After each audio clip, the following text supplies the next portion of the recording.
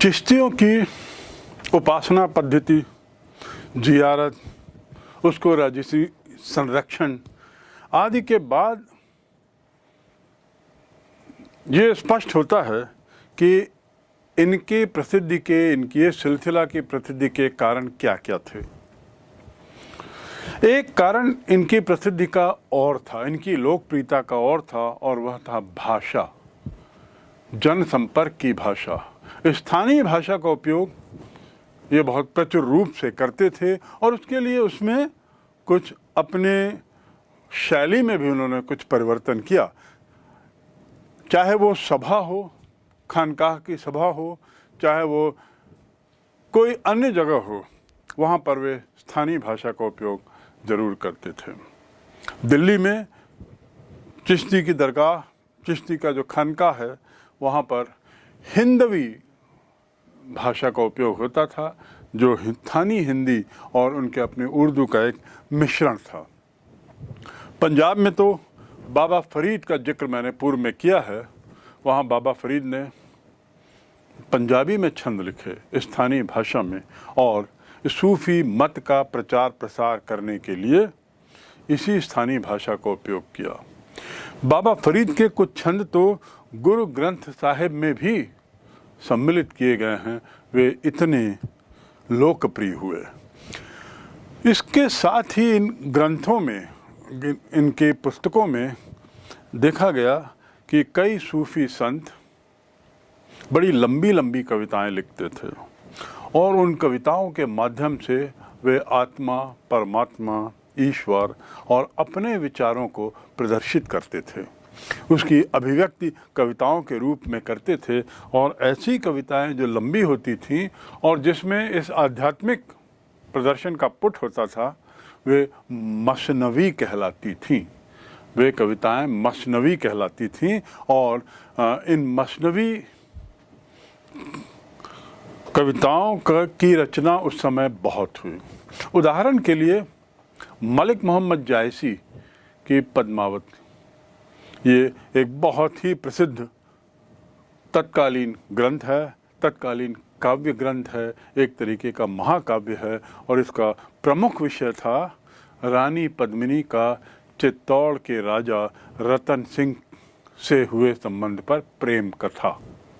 मैं पुनः दोहरा दूं, रानी पद्मावती का चित्तौड़ के राजा रतन सिंह से जो प्रेम संबंध था, उसका विवरण।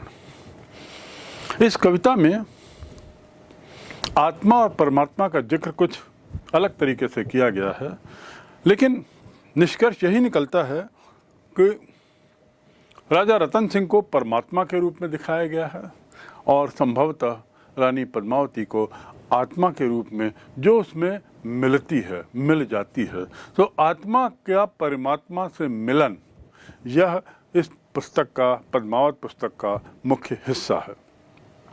खानकाहों के सभा के दौरान ये जो लंबी लंबी कविताएं थी, इनका पाठन भी होता था और साथ ही इनका गायन भी होता था। बीजापुर कर्नाटक, दक्षिण भारत की ओर यदि हम आएँ तो बीजापुर कर्नाटक में कुछ अलग परंपरा चली, और उस परंपरा के तहत दक्षिणी में छोटी छोटी कविताएं लिखी गई संतों के द्वारा।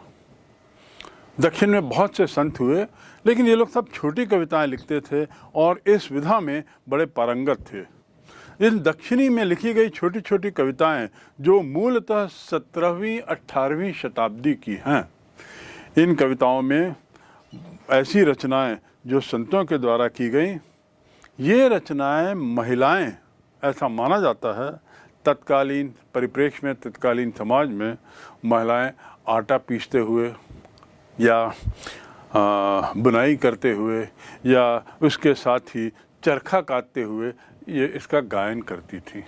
तो ये जो परंपरा थी, ये दक्षिण में सूफी परंपरा से ही प्रारंभ हुई और 17वीं 18वीं शताब्दी में ज़्यादा प्रचलित हुई।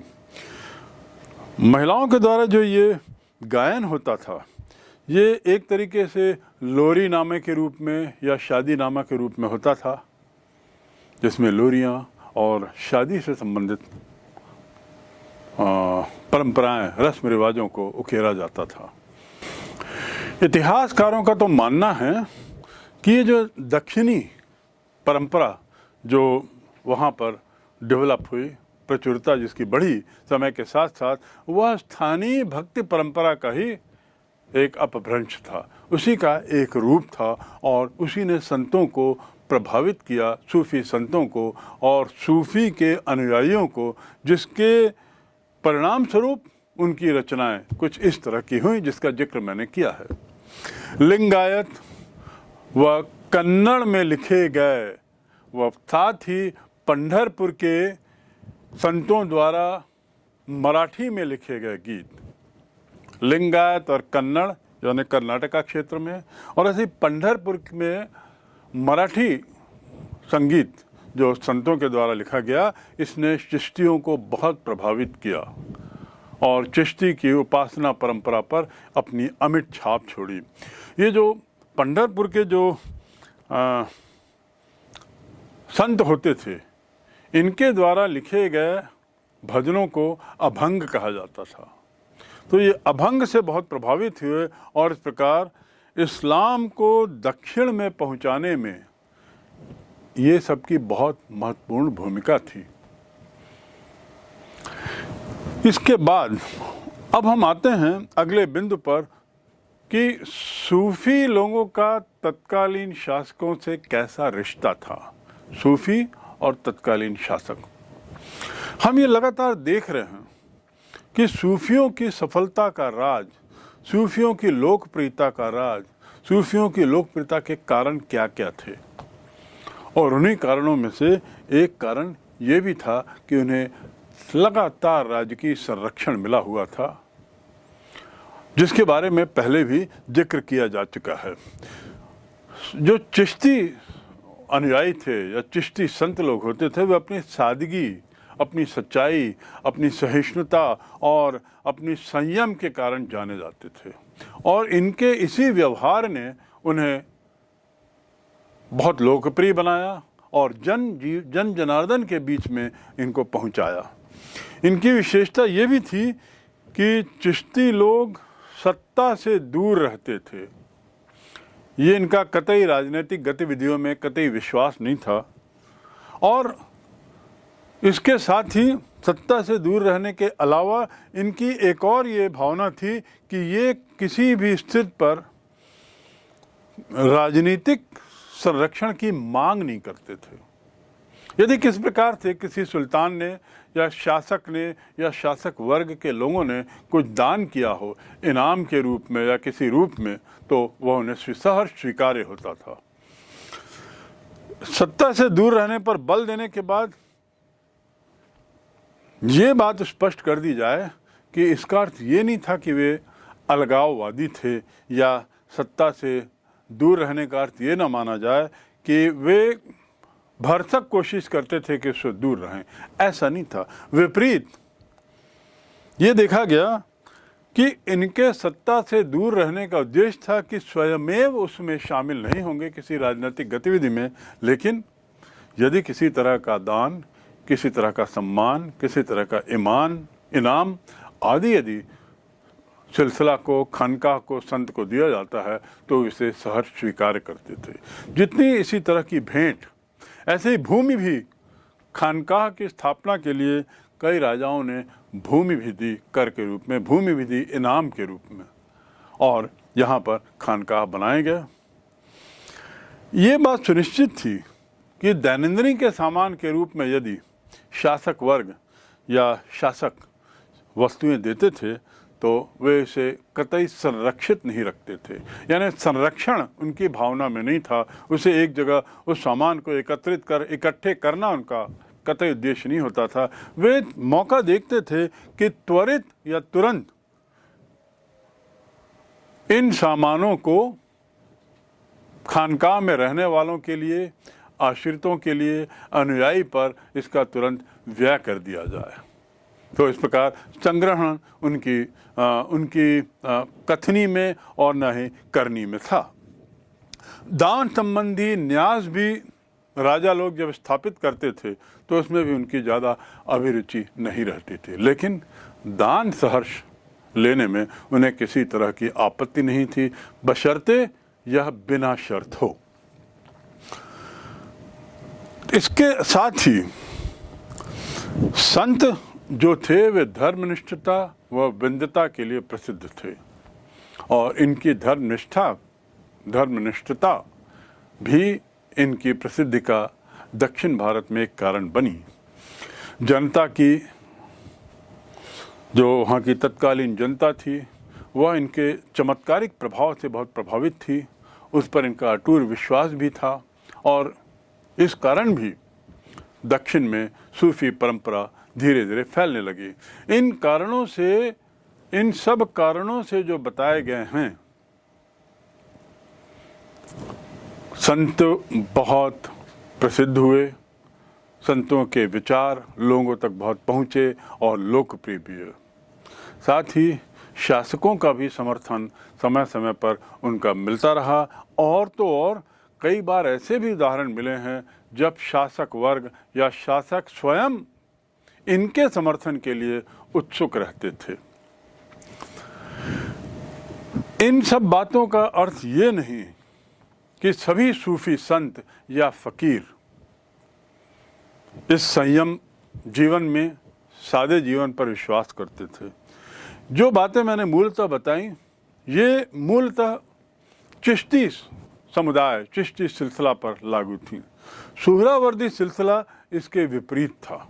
सुहरावर्दी सिलसिला के जो संत थे वे आरामप्रद जिंदगी में विश्वास करते थे, बल्कि ऐशो आराम में विश्वास करते थे, सुखी जीवन में विश्वास करते थे, राजनीतिक मामलों में हिस्सा लेते थे। कई लोग तो दरबारी भी बने कई संतों में, और साथ ही ये भी देखा गया कि राजनीतिक मामलों में हिस्सा लेने के अलावा इन लोगों का अमीरों से मेल जोल भी होता था। तो इस प्रकार हम देखते हैं कि सुहरावर्दी सिलसिला के संत चिश्ती सिलसिला के संतों से बिल्कुल भिन्न थे। ये लोग नक्शबंदी, जो एक और सिलसिला जिसका पूर्व में जिक्र किया जा चुका है, नक्शबंदी, उसी की तरह ये लोग भी एक बहुत अमीरी की जिंदगी जी रहे थे। नक्शबंदी के लोग भी उसी प्रकार राजसत्ता से अपने को जुड़े रखते थे और दरबारी पद भी स्वीकार करते थे। सीकरी में जो दरगाह बनी है सलीम चिश्ती की, अकबर के द्वारा बनाई गई। फतेहपुर सीकरी में अकबर के द्वारा सलीम चिश्ती की जो दरगाह है वह इस बात का उदाहरण है कि चिश्ती खानका, चिश्ती सिलसिला और शासक वर्ग के बीच में संबंध कितने घनिष्ठ थे, कितने मधुर थे। शासक वर्ग, शासक और सूफी संतों के रिश्ते मधुर और घनिष्ठ तो थे ही, कुछ मामले में तो ऐसा भी देखा गया कि शासक संतों के समर्थन के लिए लालायित भी रहते थे, उसकी ज़रूरत भी समझते थे और इसीलिए शायद उनके साथ सहयोग भी करते थे और समर्थन की अपेक्षा भी करते थे। सल्तनत काल के प्रारंभिक समय में जब सूफी संप्रदाय अच्छा प्रचलित हो चुका था तो प्रारंभिक काल में उलमा द्वारा शरिया के तरीके से जो प्रशासन करने की उनकी जो पद्धति थी, उलमा द्वारा शरिया के तरीके से प्रशासन करने की जो उनकी अपनी पद्धति थी, उसको लागू करने में प्रारंभिक सुल्तान थोड़ी कठिनाई पा रहे थे। कारण भी स्पष्ट था कि हिंदू बहुल जनता उसे संभवतः स्वीकार नहीं कर रही थी, उनके इस तरीकों को और उनके इस विचारों को, उनकी शासन शैली को। तो तत्कालीन शासकों ने सूफी संतों का सहारा लिया और सूफी संत भी उनके मदद के लिए सामने आए और उन्होंने उलमा द्वारा शरिया की व्याख्या कोई आवश्यक नहीं है ऐसा कहा और उसके साथ ये भी कहा आध्यात्मिक सत्ता उन्हें ईश्वर से मिली है, उलमा से नहीं। ऐसा कह के उन्होंने सुनिश्चित करवाया कि सल्तनत शासक तत्कालीन हिंदू जनता को जो बाहुल्य में थे उनको स्वीकार्य हो। तो ये एक ऐसा उदाहरण है जिसमें ये भी स्पष्ट होता है कि सूफी संत अब कितने प्रभावशील हो चुके थे तत्कालीन समाज में। ऐसा विश्वास भी माना जाता है कि औलिया जो संत होते थे वे मनुष्य के लिए एक तरीके का माध्यम का कार्य करते थे और ईश्वर तक पहुंचाने का। उन्हें इस सांसारिक बंधन से, उन्हें सांसारिक और आध्यात्मिक कल्याण के लिए यह आवश्यक था कि किसी संत का, किसी पीर का अनुयायी बने और औलिया को अपना आध्यात्म गुरु माने। शायद इसी कारण तत्कालीन शासकों ने संतों के दरगाह के आस पास ही अपनी कब्र बनाने का अनुरोध किया था, क्योंकि ऐसे कई उदाहरण मिलते हैं जहां पर ये सुल्तानों के दरगाह, सुल्तानों की कब्र इन दरगाहों के पास ही हैं और खानकाहों के निकट हों। तो ये इस बात का स्पष्ट उदाहरण है कि सूफी संप्रदाय कितना प्रभावशील हो चुका था और तत्कालीन शासक वर्ग कितना इन पर निर्भर था। समकालीन स्रोत में यदा कदा वैसे टकराव का जिक्र भी मिलता है। ऐसे कुछ उदाहरण भी मिलते हैं जिसमें सूफी अनुयायियों, खानकाहों और शासक वर्ग के बीच में किसी तरह का टकराव हुआ हो। खासकर टकराव के मुद्दे जो होते थे उसमें जो पैर छूने की, चरण छूने की परंपरा थी, कदम को चूमने की परंपरा थी, झुककर प्रणाम करने की जो परंपरा थी, इसको लेकर तनातनी होती थी कि आखिर कौन ये करेगा। शिष्य कई बार अपने शेख का बड़े आडंबर पूर्वक उनको कुछ नए संबोधन से भी बुलाते थे, जो कई बार इन शासकों को भी नागवार गुजरता था। शासक वर्ग उसे पसंद नहीं करते थे और कभी कभी ये टकराहट का कारण भी बनते थे, तनाव का कारण भी बनते थे। मोइनुद्दीन चिश्ती, निज़ामुद्दीन औलिया, इनके जो अनुयायी थे, निज़ामुद्दीन औलिया के अनुयायी, ये अपने औलिया को सुल्तान उल मशेख कह के पुकारते थे। सुल्तान उल मशेख अर्थ सुल्तानों का शेख। इतनी बड़ी टाइटल, इतनी बड़ी पदवी से निज़ामुद्दीन औलिया को उनके अनुयायी बुलाते थे, जो शायद तत्कालीन शासक वर्ग को पसंद नहीं था।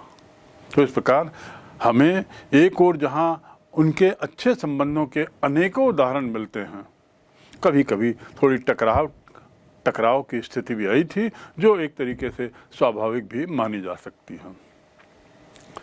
इसके पश्चात अब हम बढ़ते हैं सबसे अंतिम बिंदु पर, और वह है जीवन में सूफियों का प्रभाव। वर्तमान जनजीवन में इनका क्या प्रभाव पड़ा। सूफी संप्रदाय, और वह भी राजकीय पोषण के साथ और अपने खुद के उदाहरणों के साथ, संतों के माध्यम से, जहां एक ओर अपने पंख फैला रहा था, उसका प्रभाव बढ़ते जा रहा था, दूसरी ओर इनके बढ़ते प्रभाव का असर तत्कालीन समाज पर भी दिख रहा था, दृष्टिगोचर था। जहां हिंदू समाज ने या तत्कालीन समाज ने इस्लाम धर्म को प्रभावित किया, सूफी धर्म के विचारों ने भी हिंदू धर्म को भी प्रभावित किया और साथ ही इस्लाम धर्म पर भी अपनी अमिट छाप छोड़ी। पहला कारण यदि हम देखें, पहला यदि प्रभाव इसकी बात करें तो इनके संतों की सहनशीलता, सहिष्णुता, संयम जीवन और निर्धनता का जीवन एक बहुत बड़ा उदाहरण था, और जिससे बहुत लोग प्रभावित हुए और उन्होंने अपनी सोच, जीवन के प्रति अपनी सोच बदली। दूसरा परिणाम, उनके उपदेशों के कारण सूफी संतों के जो उपदेश थे, उनके जो विचार थे, उनके जो आख्यान थे, उनके जो आध्यात्मिक बातें थीं, उसका परिणाम ये हुआ कि हिंदू और मुस्लिम या समाज के विभिन्न वर्ग एक दूसरे के निकट आए।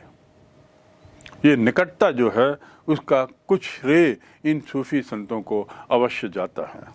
तीसरा परिणाम कि इस्लाम में भी उदारवादी लोग और गतिशील लोग, उनका प्रभाव ज़्यादा पड़ा।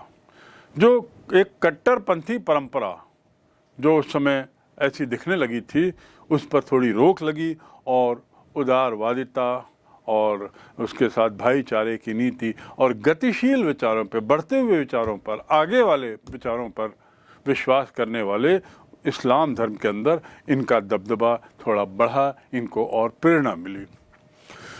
चौथा, तत्कालीन बुराइयों का सूफी संतों ने जो सतत विरोध किया, उसका असर ये हुआ कि ये बुराइयां कुछ कम हुई। मुख्यतः शराब पीना, वैश्यावृत्ति और उसके साथ ही दास प्रथा जो तत्कालीन समाज में पनप ही नहीं रही थी बल्कि बढ़ रही थी, इसका सतत विरोध सूफी संतों द्वारा किए जाने का परिणाम ये कि ये जो बुराइयां थीं ये थोड़ी कम होने लगी, इन पे थोड़ी लगाम लगी। अगला, गरीबों और दुखियों की सेवा करना जो सूफी संतों के दर्शन का एक अहम हिस्सा था। इसने एक लोगों के मन में कल्याणकारी भावना लाई, सामाजिक कल्याणकारी भावना लाई, लोकोपकारी भावना से समाज को हिला दिया। यह विचार जो उनका था, यह उपदेश था, यह जो भावना थी, इसका असर तो उस समाज में बहुत पड़ा ही था और गरीबों दुखियों की सेवा करने का जो लक्ष्य सूफी संतों ने अपने अनुयायियों के बीच में रखा था, इससे समाज के अन्य वर्ग भी प्रभावित हुए। सूफी संत स्वयं खानकाह में शिक्षा आदि पर काफ़ी बल देते थे। खानकाहों में शिक्षा पर बल दिए जाने का परिणाम ये हुआ कि शिक्षा का प्रचार प्रसार हुआ और शिक्षा के प्रचार प्रसार से ज़्यादा शिक्षित वर्ग अब नज़र आने लगा। संत विद्वान थे, उसके साथ शिक्षा का प्रचार प्रसार हुआ। निश्चित रूप से एक शिक्षित समाज बेहतर समाज होता है और यह उस समय परिलक्षित होने लगा था। अगला बिंदु, इनके जो विचार थे, जो संतों के जो उपदेश थे, संतों के जो आख्यान थे, ये स्थानीय भाषा में थे, स्थानीय छंदों में थे और स्थानीय छोटी छोटी कविताओं के रूप में थे, आदि आदि। परिणाम कि क्षेत्रीय भाषाओं का विकास हुआ, क्षेत्रीय साहित्य का विकास हुआ, क्षेत्रीय बोली जो थी वह पहले से और धनी होती गई और इस कारण जन भाषा में उपदेश आने से क्षेत्रीय भाषा और क्षेत्रीय साहित्य का विकास होना एक बहुत अहम सामाजिक घटना मानी जा सकती है। अंतिम बिंदु कि खानकाह का जो उदार वातावरण था, खानकाह में जो एक तरीके से बहुत ही भाईचारे का जो विश्वास था, भाईचारे का जो जीवन था, इस वातावरण के कारण